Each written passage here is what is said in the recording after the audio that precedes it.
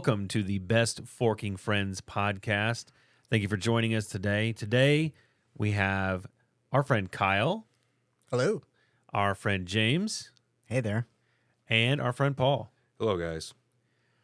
And we're back to today. We're going to be a little more sports oriented. So hopefully we get an audience who maybe is like, finally they've talked about sports. They've talked everything from ghosts and aliens and a myriad of other conversations that we've had.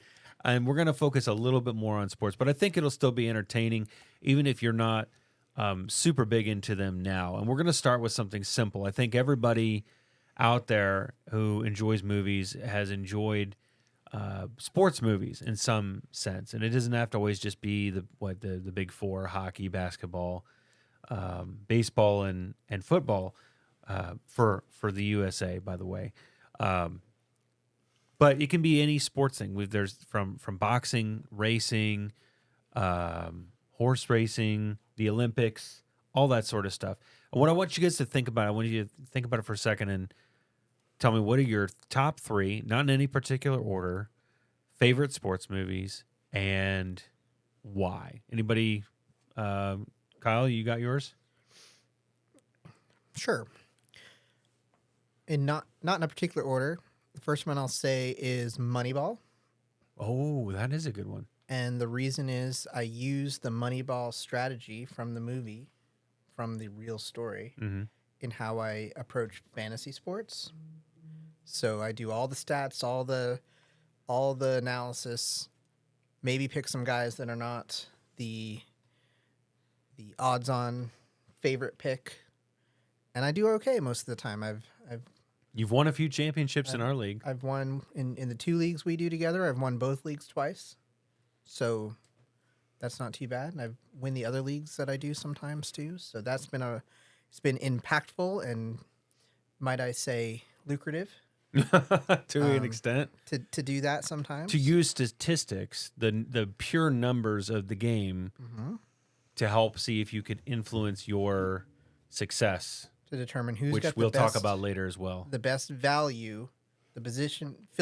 Basically, it helps me take the best position based off of what's left, based off of value. So, All right, so Moneyball's one of them. Moneyball's one of them. I've always, even since I was young, been a big fan of A League of Their Own. So Yeah, Gina Davis, Madonna, Tom Hanks. Tom Hanks, yeah. There's no crying in baseball. There's no crying in baseball. That's right. That's still a movie that I will go back and watch every once in a while, just because it's a feel good kind of coming of age almost movie that overcomes adversity and discrimination and overcoming the culture a little bit. So that's a real fun one. Not to mention the fact that the cast is made up of many beautiful women. Nothing wrong with that. That's right. And let's see, what would I say is the third one? Because there's a lot to choose from. I guess you can always go with the classic Rudy. Oh, Rudy's a real I good might one. second that. Yeah. Gets you in the feels kind of at the end, and I don't know. That's just just you feel good afterwards, So oh yeah, those are great choices. Yeah. I think I like those a lot. What about you, James? I didn't watch Rudy until I was an adult, but it was a tearjerker Yeah. for me. Almost broke down and cried.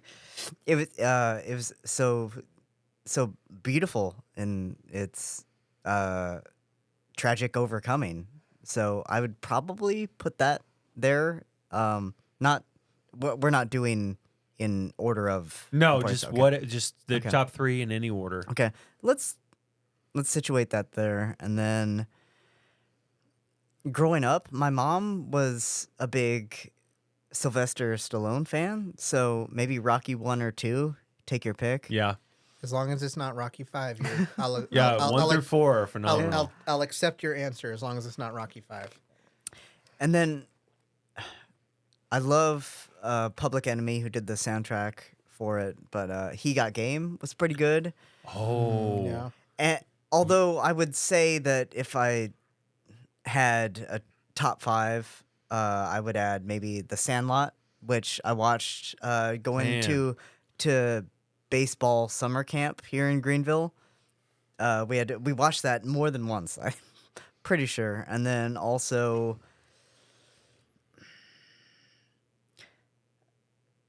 A League of Their Own is like got to be up there for Yeah. me. And if we were including documentaries, Hoop Dreams, maybe. sure. Sports movies, anything sports oriented. All right. Well, what about you, Paul? I like comedy. Yeah. You guys know that. I don't really care about storyline necessarily. So my favorite sports movies of all time, I'd have to say Major League. Yeah. I watched. Sure. It's I great. watched it That's a good choice. hundreds of times. I'm not saying I don't like Rudy. Rudy was great. Yeah. Hoosiers, great. Hoosiers is good. Don't yeah. forget about Hoosiers. Yeah. You know, but I mean, I like comedy. So, white men can't Can't jump. Jump. Oh, have you seen Wesley the Snipes. re-updated Another version? Wesley which I Snipes think is movie? actually good too. So I got Major League with Wesley Snipes. Uh-huh. I got White Men Can't Jump with Wesley Snipes. And your third movie with Wesley Snipes is? No, there's not a third. And then I'd probably say like Varsity Blues or something like that. Varsity Blues. Something that Okay. keeps my Yeah. interest, some comedy. You still got action and just a lot of fun. Yeah. You know, White Men Can't Jump is a classic, and I actually did like So the good. the redo with Jack Harlow. I thought it was Yeah, that was clever cool. Oh, I social, haven't seen social it. commentary. Yeah. Oh wow. I'll have to watch Unlike that. race class relations, I thought it was pretty good. I mean, I could go on about movies because it doesn't have to be just one sport like NASCAR, like Born on the 4th of July with Tom Cruise. Yeah. Oh yeah. yeah. When me and Katie first got together, that was one of our favorite movies, and we watched it all the time. It's a dark movie though, It was, and it was long. and it's It was based on very a long. true story. That guy. But anyway, continue. Yeah, it's very good. Okay. But I thought the, maybe there the was more, my piggyback bad. on Born on the 4th of July, Talladega Nights. Oh yeah, yeah. Just joking. I saw It that is in no, theaters. that's a sports movie. It's about NASCAR. What I mean, No, and on that note, I would Yeah. add this is not so much a comedy, but a great movie, The Color of Money. Scorsese directed Oh, with yeah, Tom sure. Cruise, and also the young woman who graduated from the University of Illinois at Urbana-Champaign, same birth date as me. The actress's name escapes my memory, but anyway, she's great in that. Mary Elizabeth Mastrantonio. That's it. That's it. Oh, okay, okay. Wow. And it's Pool. Yeah. Yeah. You guys have all said phenomenal movies. But I the have- real right answer is No. But everybody's got their own picks. I have one. I'll go with one inspirational, one, and two that are more comedy oriented. But so, Remember the Titans was one that I watched a lot, when, okay. and I was in like 8th grade maybe when that came out. So, it just had a really positive impact on me, and like again, kind of like overcoming racism and things like that, like Underdog mentality. underdog. Sure. Yeah, Sure. and Denzel Washington is phenomenal Yeah. in it. I really like that movie. The other two are a little more on the fun scale. I did watch a lot of Sandlot, but Yeah. probably my favorite kids sports movie is Little Giants, Okay. where it spoke to me because I wasn't really super athletic, but like I would sometimes not get picked right, and it's an underdog story about all these misfit kids who were not athletes or really really good, and go to a team and they just happen to work together, and Rick Moranis is in it, and oh my gosh, You gotta love underdog stories. that I come love out. him. Yeah. I love him in real Yeah, life. yeah. Yeah, what's up? Well, the Bad News Bears. Bad News Bears. Yeah, The piggyback, I cannot remember the name of the movie, and you guys will remember it. But Yeah. it was a kids' baseball team. Keanu Reeves. Oh, I'm talking about. And yeah. The little boy, the pitcher dies yeah. in the movie. Wow, I cannot dude, remember. spoilers. It was so good, though. no. And it did have the feels, as you were speaking about earlier. Oh man, what is that one called? Look, You know what I'm talking about? yeah, I know what you're talking about. It's He's Keanu listening Reeves. to He's teaching a bunch Biggie of Smalls when he's pitching on the mound. yeah. I recall, but don't recall the name of the movie. Gosh, it just escapes me right now. But as soon as somebody says, "Are you looking it up?" Hardball. Hardball. That's Yeah. right. That's right. Mm. I can't believe nobody said Mighty Ducks. I was thinking Oh, about Mighty my Ducks. goodness. Estevez in That the is- house. Emilio Estevez. Oh my goodness. Yeah. Nobody said it. Total. Well- I mean, that if you would have asked me when I was 10 years old. Yeah, It's totally absolutely. Mighty Ducks. Yeah. My last one is Cool Runnings. Oh my gosh. And that's just because when I was a kid, I thought it was one of the most entertaining Yes. movies. Agreed. And it's embellished a little bit. If you read the real story, it's not exactly the same. It doesn't matter. They didn't stick them in a freezer to acclimate them no. to the temperatures. But it was a really interesting concept in, like, I would say it's almost in the same sense of Moneyball is, what if you apply people who can run really fast to another sport where you have to at least start off running really fast and apply them in there? I mean, think about, just Jamaican sprinting. That's probably the sport that I'm not super well versed on what sports Jamaica excels at. But, Running. Usain Running. Bolt, the fastest man in the world, is Jamaican, right? Like it's something they've excelled at a lot. I saw his house last year. You saw Usain Bolt? His house. Is it huge? No. No. Jamaica's poor. Jamaica's not a rich country. It was decent size for Jamaica, but It is wasn't, poor. But it wasn't huge by American standards. It was nice looking, but it wasn't huge by American standards. Gotcha. All right, so those are my 3 favorite sports movies. Appreciate you guys sharing those on there. A couple other ones, just like I'm going to throw out here, is like, what do you call them? Honorable mentions, if you will. You mentioned Rocky, but what is some other really, really good ones? Gosh, now I can't think of them. Now that I'm For like, Love and Basketball. I'll yeah. mention that. Oh, what's the one? Field of Dreams is a really Yo, big. for sure. Does Space Jam count? Space Jam. Oh wow. Why not? Oh sure. Oh, I think I But might have to replace Raging one of mine. Bull. But the the Michael- Raging Scorsese Bull. movie. But can we just agree that the Michael Jordan version was better? Better, The original. absolutely. Yeah, Yeah. it was. All right. So the next topic, I'm looking at my phone like it's on there. It's not. My next topic is athletes that inspired us to enjoy a certain sport. Maybe an athlete that you just admired as a child. Maybe you admire them now. Who's your favorite athlete of all time and why? And we'll start with Paul this time. Well, I'm a Chiefs fan. I can't say that this player won us any championships or anything like that, but when Joe Montana came to the Chiefs, it was something special for Chiefs Kingdom, and we really enjoyed watching him, and it inspired me to watch the games. But then I also got really excited when we got Trent Green and Dick Vermeil.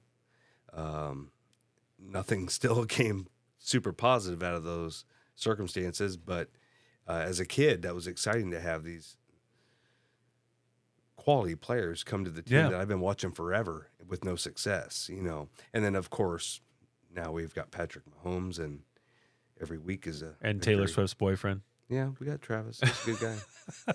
I just like how people who don't follow sports just refer to him as Taylor Swift's boyfriend. That's crazy to me because he's a first ballot Hall of Famer. Probably not the wrong. best tight end to ever play the game. Except He's- besides Rob Gronkowski. Oh, well, you say that because you're a Patriot fan, but you say that Travis because is- you're a Chiefs fan. That's right. But Travis Kelsey is not done, and he had what 7 1,000-yard seasons. He's got game. I think he's arguably Nobody's ever done that. I think the term Other than arguably him. the greatest of all time is a fair statement. Yeah, we're gonna put him in the top 3 all time, and then you can put him in the order you want. And it's only Rob, Tony Gonzalez, Travis Kelsey, and 2 of them were Chiefs. Coincidence? Just saying. All right. Well, how about you, James? Greatest of all time?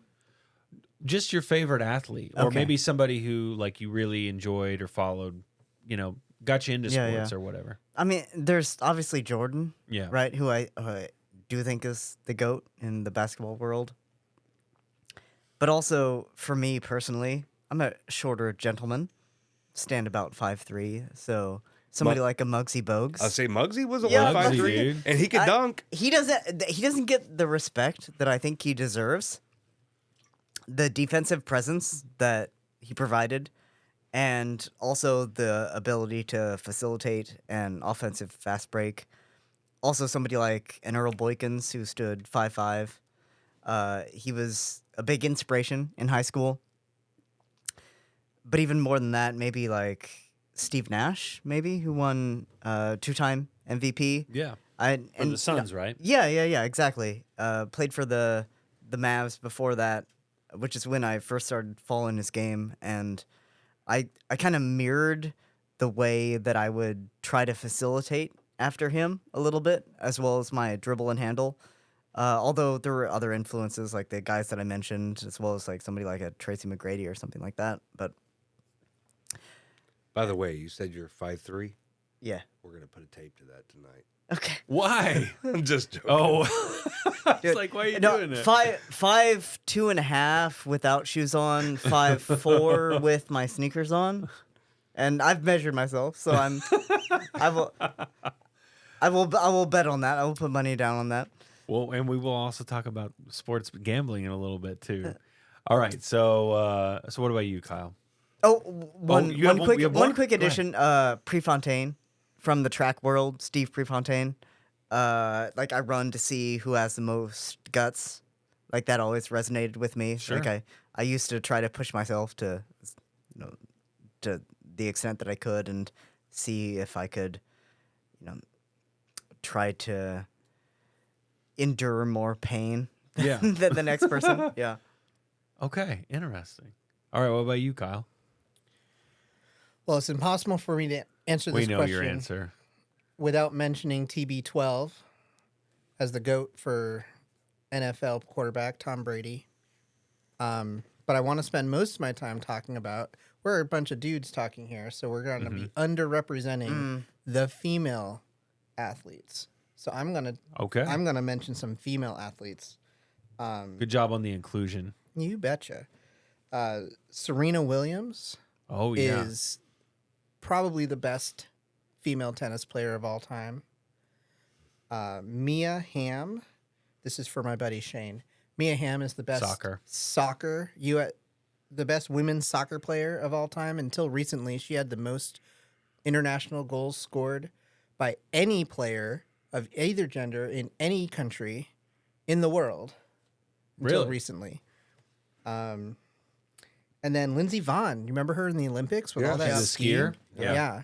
She was really I really enjoyed watching her in the Olympics. That's a lot of time. Skiing When is when she peaked, that was when Shaun White peaked.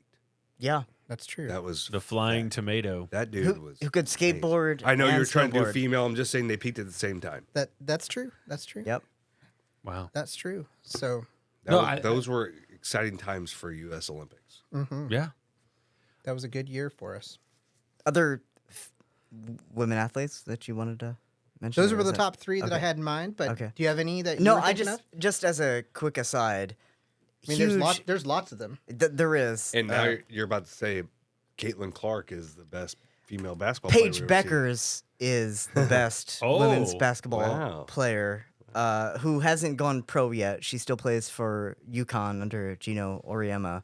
But I think her facilitation ability and her ability to play any position on the court and her court vision as well as her basketball IQ is right up there with Caitlin's. I don't want to take anything away Yeah. from Caitlin Clark, but I think when Paige Beckers enters the WNBA, when she declares for the WNBA draft next season, that she'll soon be on par and recognized as such with the Caitlin Clarks, and she'll help I think reinvigorate the WNBA, and hopefully I think draw the attention that I think it deserves because there are really solid players there. And then in addition to that, I would just in the track and field arena mention Caitlin Tui and Parker Valby, who've been really pushing the boundaries of what is possible for track and field athletes, long distance runners at the collegiate level. They're really nipping on the heels of the professionals at this point. Wow. And Caitlin, I think, did just recently. She was running for in North Carolina State, but she just recently turned pro.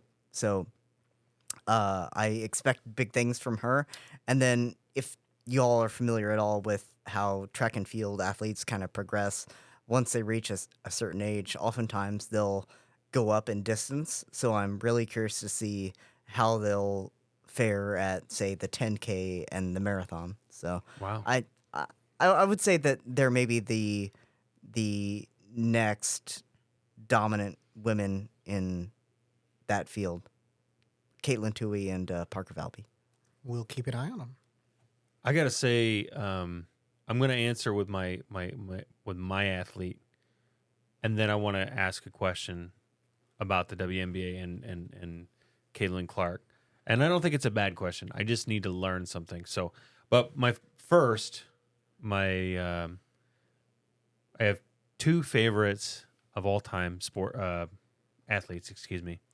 The first one is Devin Hester, who, in my opinion, is the greatest punt returner of all time in the NFL. And the reason is our friend Roddy was really a big Bears fan, and he'd come over, play poker with us, and then he'd be like, "Hey, the Bears game's on Sunday. You should watch it." I'm like, "All right, cool." So I did, and he came over, and I didn't watch the NFL really before 2010. Like, I watched the Super Bowl, but I didn't watch regular games or anything. And for some reason, and this was in 2010, I was like, this punt returner is going to take it all the way. I don't know what made me say that or why I even thought it for somebody who was not a novice to the rules and how everything worked. And lo and behold, he did. And it was like one of the most exciting things. I don't know if it was a touchdown in football is always usually pretty exciting, but the fact that I, for some reason, got lucky and called it, and then I was like hooked right then and there. And there's something very special about punt returns and kick returns that go for TDs anyway. Yeah, because they're, if any time they're in the red zone and they throw a touchdown, that's not a big surprise. You hope that happens, but when it happens, you're not like overwhelmingly surprised, unless it's in a big situation like a playoff game or a Super Bowl when the clock's running down. yeah. But anytime there's a punt return or a touchdown return, you're going to get excited because that's not something that It's you're an typically going to unexpected see. touchdown. Yeah, and that's what got me going. And Devin Hester played for the Bears for a long time. I think like 9 or 10 years. Anyway, so he got me into the NFL. When I was a kid in the 90s, I loved MJ. I loved all the basketball players, but I wanted to also kind of have I'll call it my own favorite. Like, sometimes you don't always want to do what everybody else is doing, and so you try to find Totally agree. You try to gravitate to I was somebody. a huge John Stockton fan for a while. John Stockton. Yeah. I mean, you don't have the Utah Jazz of the 90s without him. I know you had Karl Malone and a lot of other key players, but I mean, those two they worked well together. But for me, is Grant Hill. So I liked Grant Hill. I thought he was a really, really good player. I don't know. Maybe he got one championship, but it wasn't with the Pistons. So he was on the Pistons. He was on the Magic, the Celtics. He went Orlando. And Orlando, too. yeah. Because he and Tracy McGrady were supposed to be big thing, Yeah. but then Hill's ankle injury really sidelined him. Yeah. Although I will say, just a quick anecdote, Please. because it's really Yeah. hilarious, in my view.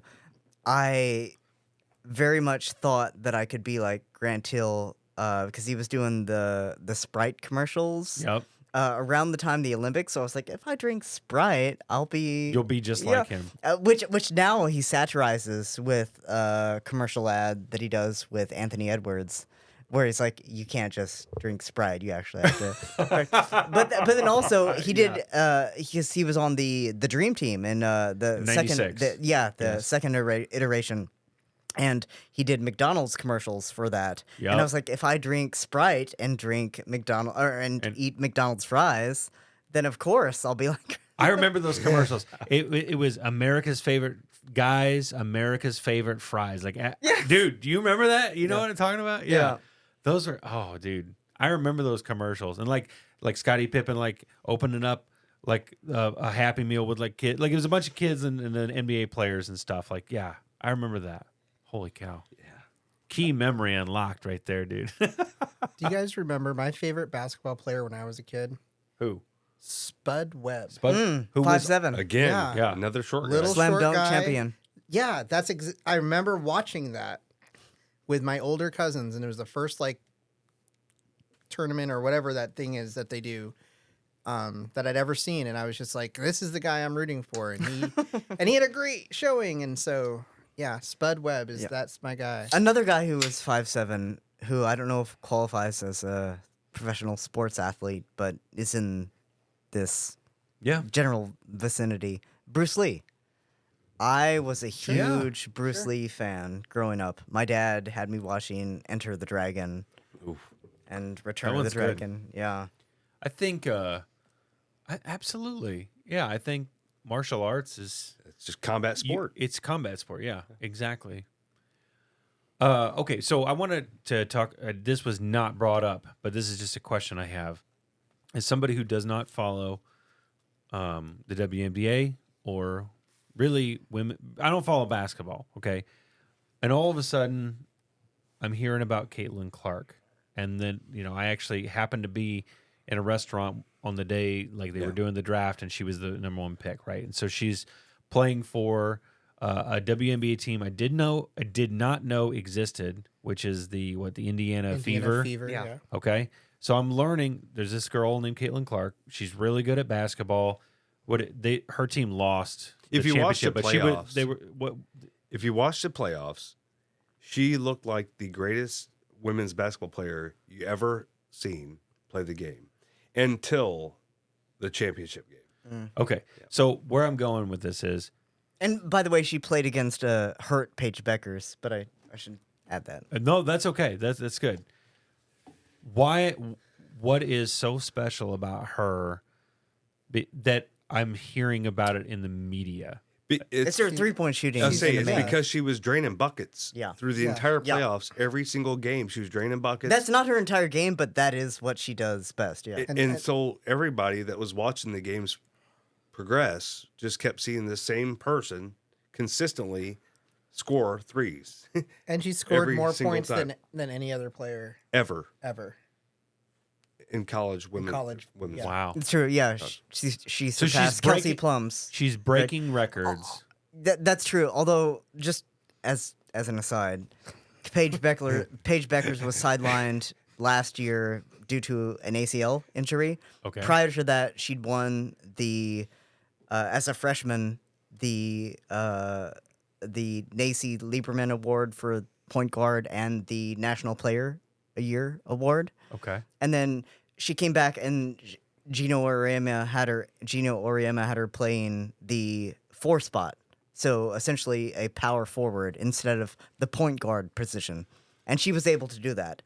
And I don't think there's anybody else in college women's basketball who is as versatile as that. I don't think Caitlin Clark could have done that. And Paige also has the comparable facilitation ability, which she showed as a freshman when she won the Nancy Lieberman Award. And then in addition to that, I would just add that she is playing within a system that doesn't allow for the kind of 3-point shooting that Caitlin Clark did at Iowa, which is okay. not to take anything away from Clark. It just, I think that somebody like a Paige Beckers, as well as folks like Angel Reese, who's now playing for the Chicago Sky, I'm curious to see what she does, as well as folks who are still in college who haven't gone pro yet, like the Juju Watkins, as well as some of the other folks at UConn. Nika Mule just went pro. She's playing for the Seattle Storm now. Mhm. But Hannah Hidalgo, who's also still in college, not for UConn, but I think she's right on par with some of the underclassmen in terms of skill and ability. So I think we're seeing somewhat of a resurgence of, or a revitalization, or a movement within women's basketball that's going to, if not put it on par with men's basketball in terms of the audience attention, Yeah. then at least garner way more attention than it has. So, so you're saying that Caitlin Clark is really, really talented. This next, sorry, what was her Absolutely. name? What's the other girl's name? Paige Beckers? Paige Beckers, yeah. Yeah. So you think she's going to help like extend that because she's also a phenomenal. I think this whole new crop, player. There's a bunch of including them. some folks who were already Okay. drafted, like a Cameron Brink or a Nika Mule or a Leah Edwards, for example. Yeah. Okay. So I guess I don't know where else I was going with this. I just wanted to understand what was the Caitlin define. Clark. Yeah. What's with the Caitlin Clark It was just fever It exactly? was just consistency. She was She just consistently scoring points. just absolutely just destroying people. She has great handle. She has good basketball IQ. She's a good facilitator. Yeah. She's like a scoring point guard, which is what a lot of She made herself Teams won. available all the time. She got in other sports. You'd say she Yeah. made herself get open, Yeah. and she scored buckets all day long. Wow. And that's what Americans like is point scorers. Points, offense, draws Because attention. Beckers is where Beckers can compete more favorably. I think clearly is she's got more defensive skill. That's absolutely true. She averaged almost like 2 blocks and 2 steals at 6 foot, which is not a large size even at Yeah. college But I women's would basketball. say, from Caitlin Clark's standpoint, when the layman is just watching the game and they just see the same girl putting up 35, 40 points a game, it was Sure. pretty impressive. And I think that's what drew all It's the like watching national- Michael Jordan carry the Bills so many times. That's what drew all the You know, national attention. that's She why- had a not insignificant amount of turnovers in her Ooh. first WNBA. You all right? Goodness. Yeah. Branson, can you please cut it out? Kyle's gong. His gong bong. Yeah, that's the bad thing about these microphone arms is that they have those springs damn and they spring, yeah. and they vibrate a little bit. That's okay though, Kyle. No big deal. But just turnovers yeah. aside, I think she's gonna exceed in the WNBA, and I think that the league might actually have to adjust a little bit to her style, just as the NBA had to adjust to Steph Curry's style. But I don't think that she's necessarily at a higher skill level, or that she's going to change the league more than, say, some of the younger women, or somebody like a Paige Beckers or a Juju Watkins or a Hannah Hidalgo. Okay. I'll just the final comment on this Yeah, topic yeah. is I've got alumni family from UConn, so I'll go with Paige Beckers.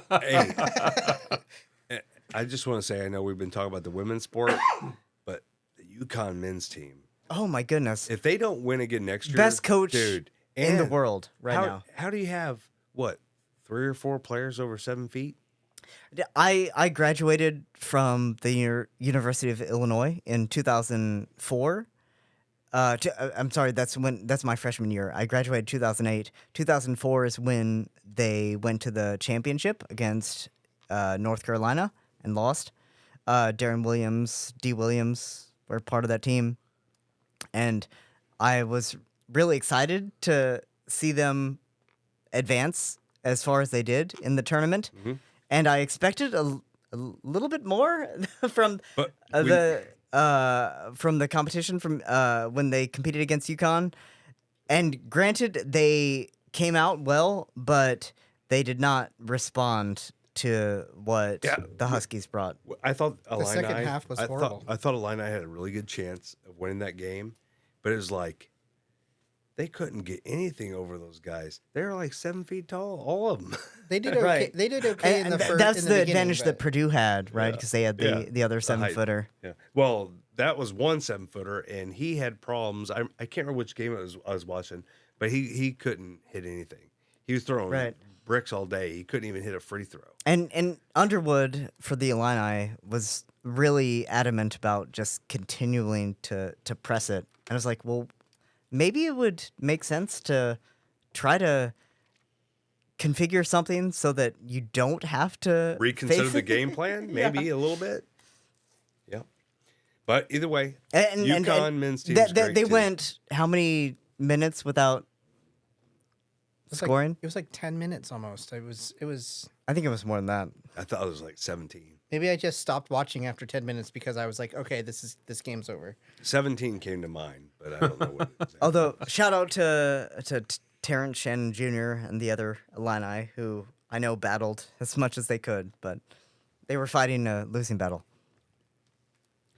Well, let's while we're on the topic of sports, something that's becoming increasingly popular and also legal in different states is sports gambling and the ability to do it from your phone.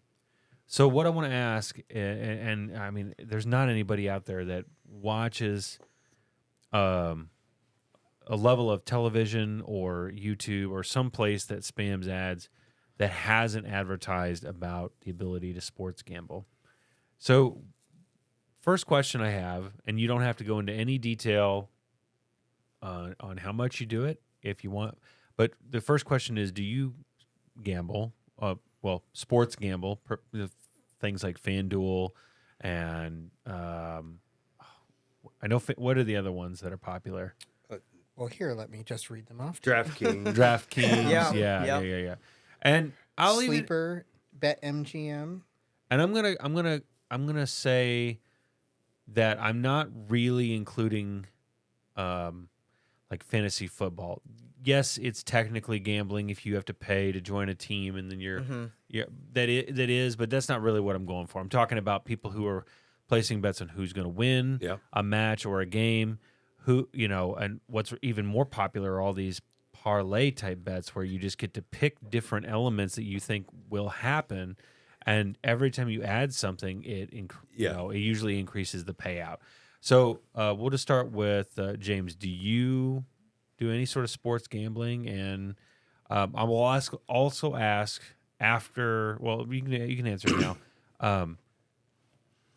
What impact, positive or negative, do you think it's had on sports?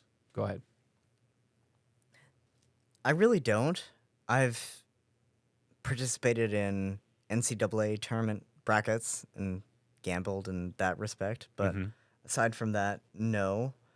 But I'm not opposed to it. I do think maybe it has stressed analytics in a way that can be detrimental to the more comprehensive and appreciative ways of looking at certain sports. Yeah. But because I haven't participated, I don't want to weigh in too heavily and to be too critical. And I'm actually kind of, I wouldn't say that I would never participate in that because I do find it kind of intriguing. So I'm kind of curious to hear what you all have to say about it. Okay. Well, how about you, Paul? I do, but I don't do it in significant amounts. It's all minuscule. So let's say I put $100 on there and I put minimal bets out there. That's what I do, and I play on that same money all year long. And if I hit something and I make a little extra money, I'll just keep playing on that money. But it keeps me involved and keeps me interested in whatever sports are going on at the moment. So I mean, sometimes you need something to keep you occupied and keep your attention on the sport that you're interested in, and that gives you a little more invested interest. Now, Now I do play it differently depending on the sport because like baseball, the spread's usually very thin depending on the matchup.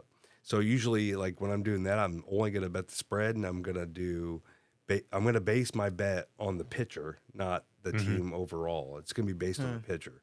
And then when it comes to hockey, hockey's really tough because if you got a 1.5 point spread in hockey, I mean that 1 point, it's hard. Sometimes it's hard to get that half point, or is that tough, 2 points yeah. to cover your spread. So, I mean, every sport's different in that regard, and you got to play it different based on what sport you're betting on. When it comes to football, I love betting football because, even though sometimes it's like a 3.5 or 2.5, well, 2.5, I can take that spread. I can pick one side or the other because the spread's so minimal, and I do enjoy that aspect because typically which side you're going to go with before the game ever starts, regardless if it's 2.5, I'd say football's my favorite, but because I also like to put preseason bets on. I like to pick my offensive player of the year and my defensive player of the year. And those are long shot bets, but you do it at a smaller rate with a high return. So, Yeah. For example, the last 2 years, I banked on the Chiefs to win the Super Bowl. I put $10 on it. Who cares? I only made $70, but I made $70 on a bet that I placed right now. You know what I mean? Again, yeah. this year, no different. This year, they're plus 600. $10 bet, pay $60. But I like doing that because it keeps me interested throughout the season, no matter how that plays out. So what do you think, what kind of impact do you think sports gambling has had on sports as that's become more readily available to people? Well, like I said, there's definitely negatives to it too, because now the sports betting world in Vegas, they put these spreads out there. There's a lot of money invested. So now the teams have to be completely transparent with whatever's going on with the team on a regular basis, on a daily basis throughout the week as the season progresses to let Vegas know how to set these odds. So if a team's not transparent, and there are, I believe, laws governing this now to where the teams have to disclose any injuries, that way they can set the spread appropriately. So if there's So they don't lose money? right, well, not just so they don't lose money, but so that millions of fans across the country don't inappropriately or They don't make a bet on something like if somebody right. this 'Cause- guy's going to get a touchdown, but then they're not even playing that Yeah, day. exactly. Like that sort of thing. Or I mean, if you have Patrick Mahomes playing, Who's he, by the way? yeah, he's the number one quarterback in the league. But if you Okay. if they say Patrick Mahomes is he's healthy and he's playing and everybody puts their bet on it, and the day of the game they're like, Pat Mahomes is out with an illness. I mean, that's definitely going to impact the game. Yeah. And how many millions of dollars in bets were on them to win A potentially? lot, I'm Yeah. sure. Yeah, So, I get it. So that definitely has an impact on the game as well as the gambling world. Do you think it's what I heard I think- earlier, you said like a pro was when you are gambling on a game, it's a That's- little more exciting knowing if this happens, if they win or whatever it is. And that's factual. You get something from it. Yeah. That's factual. And I think in that regard, it opens a lot more people that would never have watched sports to begin with to be intrigued by it and Yep. to be captivated by it and want to watch the games. I think that's increased viewership nationally, just having sports gambling. Which is a win-win. So Yeah. sports I know viewerships as a went way up. business, it's a smart decision for sure. Because just because you're a gambler don't mean you were a sports. I don't know. Doesn't mean Like a you big were a fan fan of of them. sports Yeah. in the past, but now it gives you a reason to be intrigued. I don't watch WWE very much. Where I'm going, I'll explain where I'm going with this. But my friend Avery has us over for the Royal Rumble, which is usually in January, and then he'll ask us to come over for WrestleMania. And as a means to add another level of entertainment value, like for the Royal Rumble, we just have you can pick you can pay $1 to pick who's going to win, right? And how long they're in the match is the tiebreaker. So you can put in $1 and just pick one person, or you can put in $5 and put in 5 different people and this many different times and things like that. And I think something like that is, in most cases, I can't speak for every single person out there and what their financial situation is, but you know, I think that's a practically harmless way to add a nice level of entertainment value Fact. to your sporting event. And so when we go over there, we do that and we play this game. Whoever wins. I've won it like once. You don't care. But it's fun. Yeah. You enjoy your It adds to it. You especially wrestling matches and stuff when it's just like one person on one person or a tag team. Like it's fun to be in a room and just for fun, poking fun and being like, yeah, this person you're cheering for this guy to win and they're cheering for that guy to win. Like we get a little sense of like victory ourselves, even if it's not us actually competing, which is kind of interesting. You guys ever been to mouse races? I haven't, but I know we have some here. They have these boards set up with these little tunnels and tracks, right? And they pull this little lever and it lets the mice into the maze, basically. And whichever mouse gets to the end wins. And people bet on this stuff. It's not about the fact that I like to watch mice run through a tunnel, but people do this for fundraisers in a way to raise funds, and they get something in return potentially. But it unites people into something and makes something mundane entertaining. You know what I mean? So, and I think that's what it's done to sports in general. Is to some people, sports are mundane, but at least it increases their interest in something as a common, I don't know, commonality. No, I totally get where you're going with that. Yeah. All right, so what do you think, Kyle? What do you sports gamble, and do you what kind of impact do you think it's had on sports? So I do sports gamble a little. When Paul says he only puts a little bit of money on something and then says he drops $100 on a site, that's where. No, I didn't say that. Well, I put $100 a year on, and I play on that same money, whether I win or lose. It just keeps going up. You start with $100 though, right? Yeah. That to me, I'm like, whoa, that's a ton of money. I start with 10. 10, okay. And I start with 10. I've got 10 on FanDuel. I've got 10 on DraftKings. I've got 10 on a couple others. And then I run that same 10. I've been running that same 10 for about 10 years for all of them. So I just start with really small bets until it grows, and then I'll make them a little bigger, and I've probably got $500 or $600 out there somewhere floating around. So here, I want to ask another follow-up question regarding sports gambling. And it has to do with, okay, you put your money in, you gamble, and if you win, a lot of people will tell me, well, they just play off their winnings. And I know a lot of people do. But the question is, when do you cash out some or all of your money before, because the gambler's fallacy is that, if you win once, okay, then it's possible to win. And then the house isn't losing money on this. I mean, there's tons of people who, a lot of smart people in Vegas. a lot, Yeah. yes, yeah. So what I'm getting at is, do you just, if you hit a certain threshold, are you thinking, well, now it's time to cash out? Or every year at this time, I'm cashing out this, or I guess I've never hit what? big enough to worry about that, because I usually just keep teetering and just playing with the same money over and over and over and over. And it's pretty well evens out. And that's great. I'm glad that that's happened I don't for you, but really you know look that for there's it. a lot of people that doesn't happen to. So are you asking at what dollar value would we cash some of it out? What dollar value, or is there like, if I put in 10 now and at the end of the year I've got 200, do I just cash out 150 of that and keep 50 in there so I can play again next year? I would just type keep deal. it. Like, I would just keep it in my bankroll. I would you just keep it in there forever though, but then it's never really yours. No, what I mean is that's just more money that I can entertain myself with, that I had no vested. As long as you don't change the amount you're betting with, Right. Then I wouldn't. Now, if I wouldn't cash out at 200. it would take something more substantial. If it was like 1,000, I might bring. if you that got to $1,000, I you might would be okay to cash out part of that. part of that. Okay. What I'd about probably bring it down to like 100. okay? What about you, James?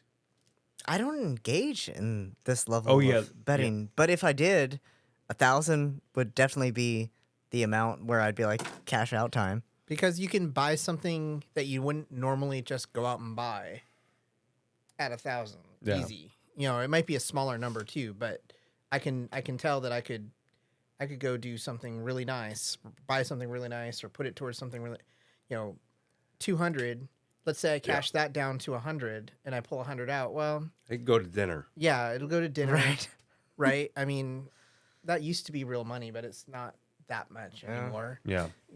And as long as it's there, it's still currency you could withdraw at any time. Well, Right. that's kind of my.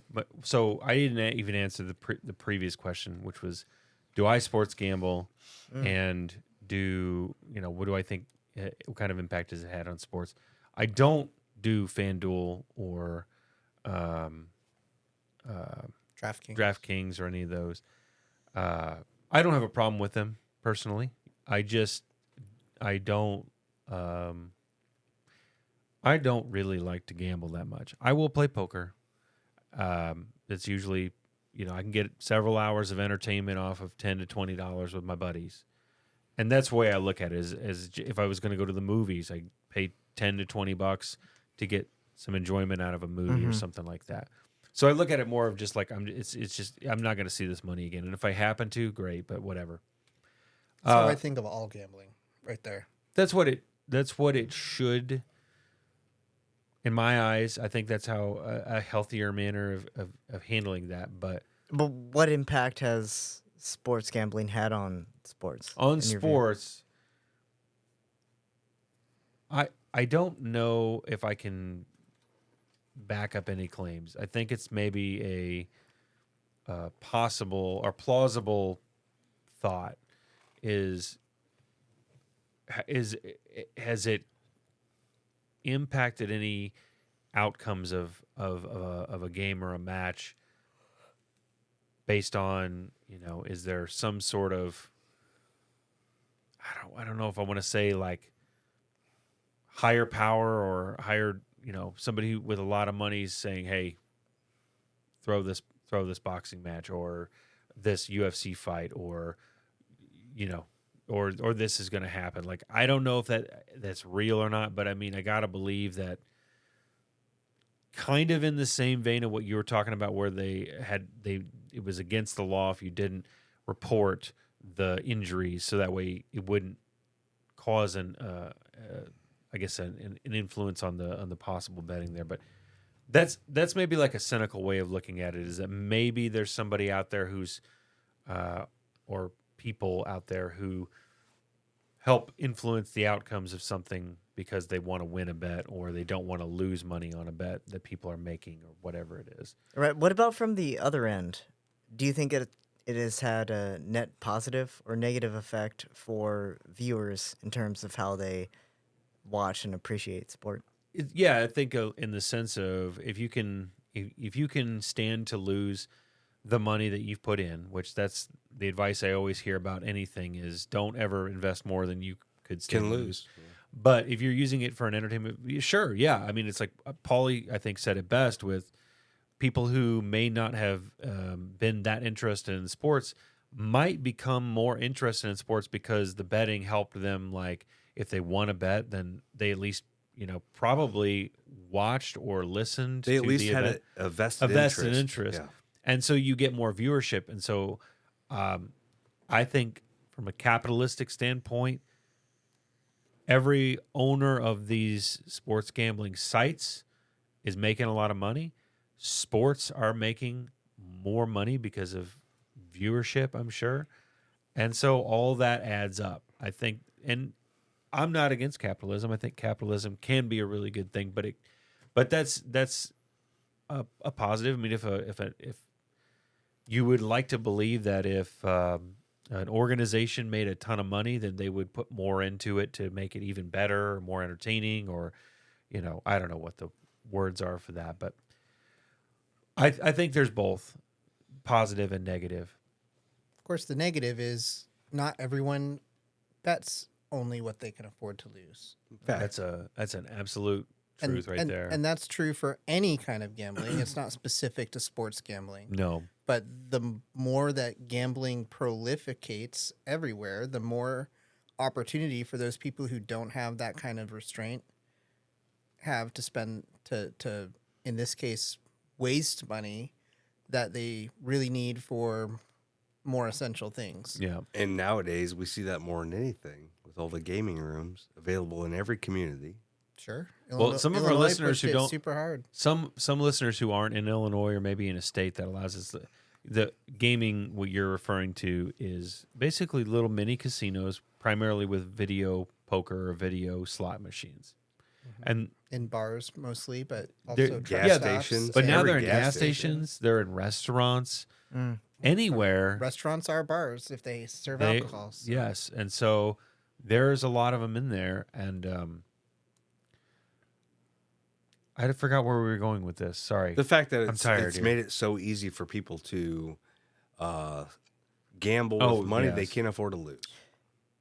Quick honorable mention: did any of y'all see the Adam Sandler movie, where he plays a pawn shop Oh, yeah. the jeweler. What was it called? Right. hustle? Righteous Gem? Oh No. no. Oh, no. Is it? It's got the Something word gem. gem in it. Not It righteous does. gemstones. It's something Gem, though. Wow. Somebody look at Kyle's looking it up. Uncut Gems? Uncut Gems. Yes. Thank you, sir. You beat me. Yeah. I beat Google?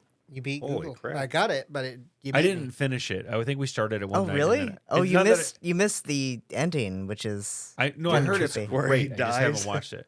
yeah. Oh, spoiler. That's fine. Anyway, I'm good at that. But it revolves around sports betting, and I suppose some of the negative repercussions. Yeah. Of irresponsibility. Yeah. Yeah. Yeah. Well, let's move on to our last topic. We're at 56 minutes, so we're going to try to see what we can do to kind of wind down our sports conversation tonight. And trying to remember what was the last topic? It was about success, right? Success. Yes. James said, how do we define success, or what is success? And so in the sports world, I think a lot of people define success in a myriad of ways. Championships tends to be one, most wins, points, Olympic visits or gold medals. Those types of things are often metricized items to measure success. But what is success to you, each of you?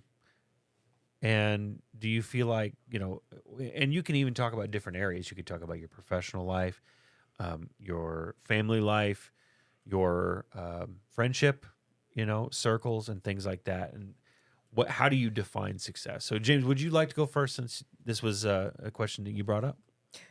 Sure. Do you want me to limit my response to the sports world? Nope. Or okay. Not at all. In the sports world, I think there's a number of different factors that are worth taking into account. So it's not just championships, although that's not insignificant Right. in my view. Because if you're the best, you're propelling a team to a championship more often than not. Although championships aren't easy to come by, which is another reason why we have to have other factors taken into consideration. Sure. And I suppose that would the factors that are taken into consideration would differ depending upon the sport, maybe a little bit. So I won't venture into that territory too much. Only to say that, generally speaking, I think the player who makes his or her team better is usually successful. And the degree to which you do that is usually correlated with the degree to which you're successful. And granted, you're a part of that team, right? Right. So that includes making yourself better. But aside from that, as regards somebody's personal life, far be it for me to judge who is or who is not successful. But for myself, I guess I consider societal standards because those impact material conditions and things that you can enjoy or not enjoy. Sure. But I think that that's important, and I think that societally we should think a little bit more about that so that we can raise the baseline so that more of us are successful, so that human beings can thrive and all the rest. But aside from that, I would say that when I'm thinking about like, am I successful or not, like that comes into play, but so does like, my own judgments of whether I've done the best that I can with the hand that I'm dealt. Sure. Yeah. Yeah, and Because every day is different. Everything is, every experience you have or everything that you do regularly can be good or bad, just depending on a ton of circumstances. right. And so not judging ourselves too harshly, I think can be helpful because as you suggested, every day is different. Right. And so like what can I do with the hand that I'm dealt now seems to take precedence, and I think it's worth trying to, I guess, maximize that. Yeah. Okay. Cool. How about you, Kyle? So in sports, success is often defined by what I would categorize as achievement, right? Yep. But I- Accolades and things. Yeah. Sure. But I think in life, success has more to do with happiness. Are you happy Yeah. I with agree where with that. you are? So, what makes one person happy versus another person happy? What looks like success to one person versus another person is going to be different. But are you happy with where you are? Some people feel like they need to be the big corporate executive and have all the money and have all the power and whatever, be the president or be the CEO or be the whatever. Man, I don't want to be any of that stuff. I want to be happy with my life, and what makes me happy is my family. It makes me happy is my friends. What makes me happy is helping my community.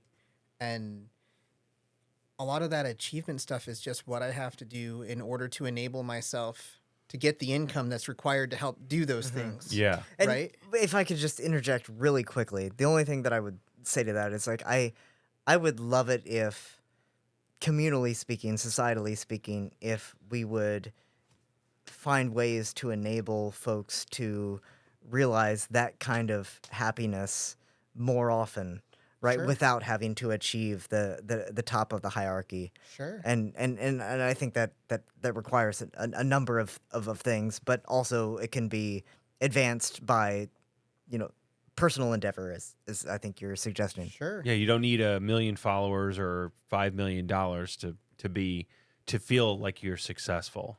And- yeah. That's what you're. And giving people the freedom to feel happy, to feel successful, even if their situation is not what is posted on the magazines or in the movies, or that their net worth is not so a certain level or whatever. Because they still have to exist. Right. Yes. Yeah. In whatever circumstances, I think a person in poverty can be successful. They can be happy, right? Absolutely. If that's where they are if that's where they feel like that's the right thing for them. It's You an know? individualized experience. Yeah. It is. So, how would you define success, Paul? Just like that. Like I said, it's about when it doesn't pertain to sports, I think success is, like I said, an individualized experience. So it's exceeding what expectations you had for yourself. So if you But what are never- yours? That's really what we're kind well, of. I mean, like I said, like believe I have exceeded what I thought I was capable of at a young age. And That's so to awesome. me, I think I am successful. I have a great family. I think you are. Um, I think we all are, personally. I mean, I don't know how any of us could complain about the life we live. We're very We blessed. should be very True. blessed. Mhm. Yeah. So, I think we've all succeeded in our life. I agree with that. I would say I measure success much like Kyle was mentioning, which was which had to do with happiness or mood. I'll call it positive mood, right? Being happy is good. Feeling, accomplishing goals, while sometimes that takes effort and time and sometimes even negative emotions. If you have a positive outcome at the end, that can be a successful feeling. And um, being being okay with where you are, in fact, appreciating where you are, can help you gain a better perspective on life. You know, the way I look at it is we're not at the end. We're not at our final peak, right? We've got plenty of time to grow. Doesn't matter if we're in our 30s or 40s or 50s or 60s. If you're alive, there's still opportunity to grow and achieve the goals that you're trying to get. And it's okay to like hit a goal and be like, I'm really proud that I did that, and now I'm going to work towards Hey, this. set another goal. Set another one, Yeah. right? Achievable things like that. So, setting goals, working towards those, that's if you can accomplish those. And I think we are only what's the best way to put this? We are ultimately the best judges of our success. And so we have to, find ways to measure that internally. There's not a number. I think that's true. Yeah. But do you think that there are also societal pressures and structures that compel certain evaluations of success, or that Sure. or There that is. enforce certain? But we're also in a spoiled society. We're in our To some situation. I- In I- our I- situation, we are. To some degree, but then there's also people who deal with pretty serious depressive symptoms and all the rest because of the way that society's organized. So while materially, yeah, we're pretty privileged, in other ways I think we're somewhat impoverished. So when you were asking the question to me, you're talking about like societal norms, like were you successful if that we'll use the American dream as a base or bar for success, right? So do you have a good job? Do you have a home? Do you have children? And yeah, I think I'm not saying that I get but- conflicted because Americans we are spoiled.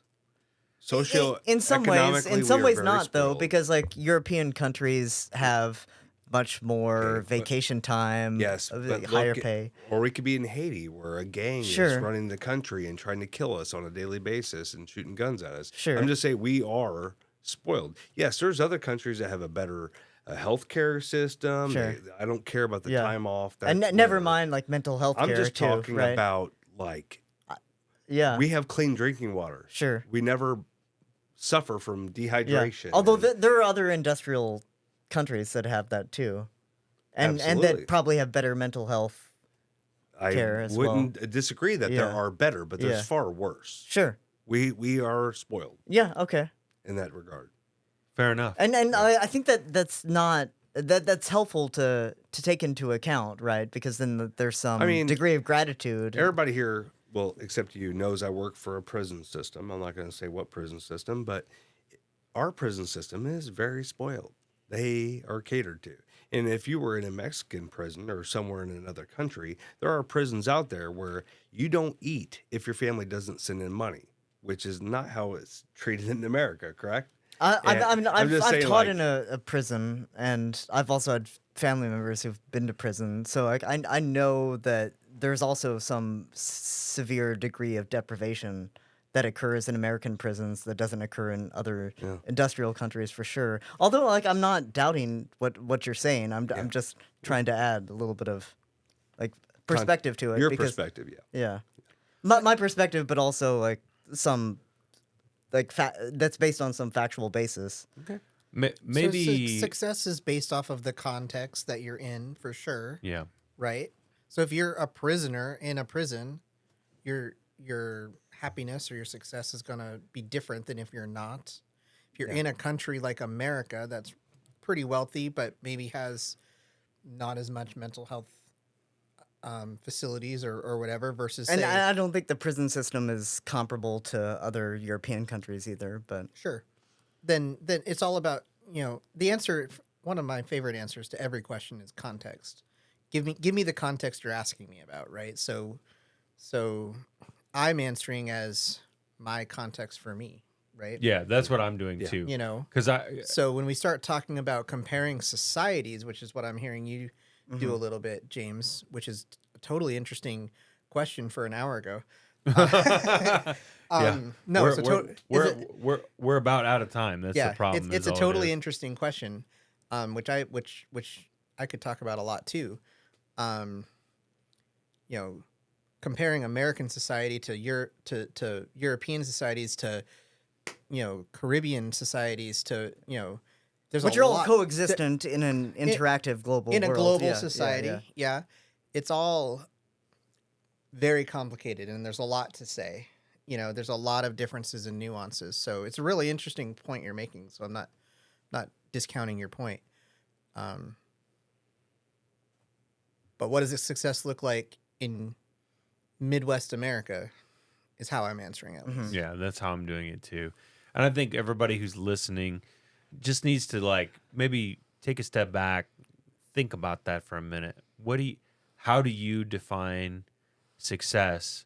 And is it worth possibly looking or hearing, you've heard four middle-aged gentlemen from the Midwest give their perspective on this, and does hearing our perspective give you insight, and would it be worthwhile to look at other people's insight on success measurement, and maybe deciding if maybe what we previously thought was successful is really how we want to evaluate that going forward for the rest of our lives, because I think too many people set unrealistic expectations of how life should go, and if they don't hit those goals, the societal norms that are out there, or I whatever know I it do is. personally. Yeah, but like what I'm getting at is there's nothing wrong with aiming for a goal, but even if you're not at your final goal, let's just say houses as a good example. You got a starter house, or you get an apartment, then you get a starter house, and then maybe you get a family size house. I mean, if one of my goals is I would love to be in a much bigger house someday, but just because I'm not in that house right now doesn't mean I don't feel like I'm successful with the current situation that I'm in. And I want people to hopefully think about things in a context like that. If it helps you with realizing that you don't have to be at the end to feel like you're successful. You can be successful in how far you've gotten so far right now. And just the fact that you would consider that a material object that you can't leave with measures your success is ridiculous anyway. I mean, Yeah. Yeah. I don't care what kind of car you drive. I drive a 2005 F-150 with holes through the fenders.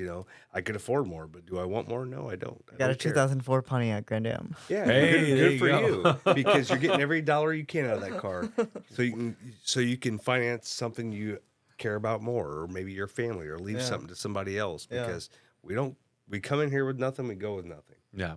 We all have that toll to pay.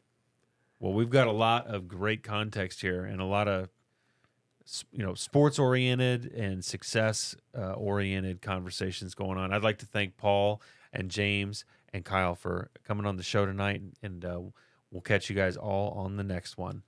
Friends till the end, best